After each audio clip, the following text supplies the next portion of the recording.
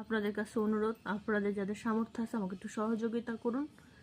আর আসসালামু আলাইকুম, আমি নুসরাত জাহান বলছিলাম। আমি প্রায় 8 বছর যাবৎ কিডনি রোগে আক্রান্ত। আমি প্রায় 4 বছরের মতো ডায়ালিসিস করেছি এই হাত দিয়ে।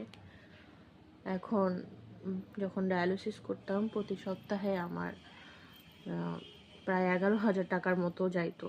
তো এভাবে আর মনে করেন 5 বছর আমার পরিবার একদম নিঃস্ব হয়ে যাওয়ার পর আমরা সিদ্ধান্ত নেই কিডনি প্রতিস্থাপনের জন্য। আমার বড় বোন আমাকে একটা কিডনি দান করেন। দান করার পর আমাদের আর কি যাবতীয় যা ছিল আমরা তা দিয়ে আমাদের কিডনিটা প্রতিস্থাপন করার পর দেখা যায় যে আমার অপারেশনের পর আমাদের খরচটা অনেক বেশি বেড়ে যায়। প্রতি মাসে আমার শুধু ওষুধ আর টেস্টই প্রায় 35,000 টাকার মতো লাগে।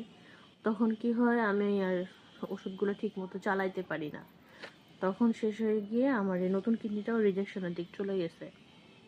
এখন ডাক্তার বলছে যতদিন আর কি ওষুধগুলো খায় আর কি কিডনিটা পুরোপুরি নষ্ট না হয়, এইভাবে আর কি চালাইতে পারি, তাহলে এখন এই ডায়ালিসিস লাগবে না।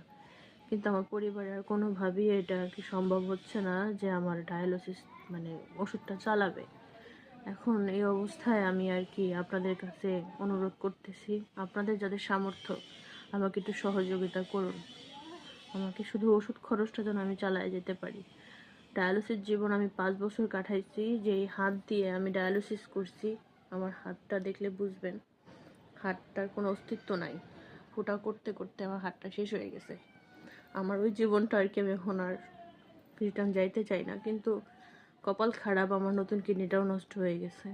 আমার এখন যতটুকু আমি আর কি কিডনিটাকে রিকভার করে রাখতে পারি ওষুধের মাধ্যমে। আর একটা অনুরোধ ভাই, আমি একজন অসুস্থ মানুষ, বিপদে পড়ে আপনাদের কাছে সহযোগিতা চাইতেছি। আপনারা কিছু মানুষ, বেশি করে প্রবাসের ভাইয়েরা, আপনারা আমাকে ফোন দিয়ে আমাকে যেসব প্রস্তাব করেন কিংবা আমার ইমো খুঁজে ইমোতে কল দিয়ে যেসব নোংরা ইঙ্গিত করেন, যেসব প্রস্তাব করেন, আপনাদের কাছে অনুরোধ, আপনারা তো ঘরে মা বোন আছে, আপনারা কিভাবে এভাবে একটা অসুস্থ মানুষের প্রতি আপনাদের রুচি আসে, আপনারা এই ধরনের কথাবার্তা আমাকে বলেন। দেখেন আজকে আমি এমন জায়গায় এসে দাঁড়াইছি যে আমার এগুলা ভোগ করতে হইতেছে।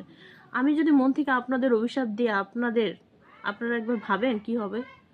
কিন্তু না ভাই, আমি কারো অভিশাপ দিতেছি না, শুধু এতটুকু বলতেছি আমি অসহায় অবস্থায় হয়ে আপনাদের কাছে হাত পাততেছি। এজন্য আপনারা আমার এইসব কুপ্রস্তাব করেন না। আমার অপারেশনের জায়গা দেখতে চান, ভিডিও কলে প্রস্তাব করেন আপনার সারা জীবনের দায়িত্ব নিব, আপনি আমাকে একটু গোপনভাবে কথা বলেন, পার্সোনাল ভিডিও কল দেন, এগুলো কি ভাই? আপনারা প্রবাসে থাকেন, আপনাদের প্রতি আমার অনেক সম্মান শ্রদ্ধা ছিল আছে, কিন্তু